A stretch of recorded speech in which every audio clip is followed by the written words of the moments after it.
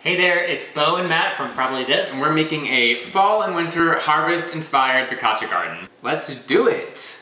All right.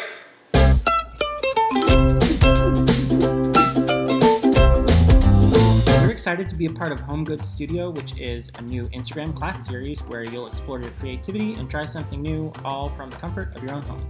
A focaccia garden is just a garden created on top of some focaccia bread with your favorite herbs and vegetables. The full recipe for our focaccia is on the HomeGoods blog, but let's get started. The dough is just a few simple ingredients, but it does take about an hour to rise, so it's great to get a head start if you plan on decorating with your family. It gets kneaded just until it's smooth and elastic. This looks perfect.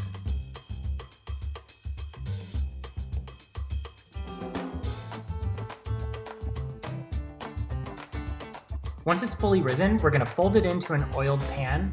You can use a 9x9 inch pan if that's what you have, but we're gonna use a bundt pan for a nice wreath effect since it is the holidays. Look at us being all festive. Everything we're using to prep and serve this magical and some would say bountiful focaccia garden is from HomeGoods. Sketching your garden design beforehand makes decorating so much more simple. I'm so thankful one of us can draw. Is that neat? Yes. When picking out your toppings, just select vegetables and herbs that will hold their color and shape in the oven. And if you're going to use things like delicata squash or root vegetables even, just make sure you parboil them first so that they're cooked all the way through.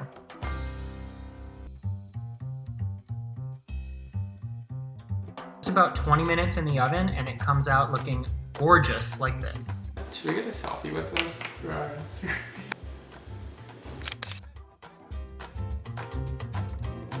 Serve it with dipping oil or all on its own.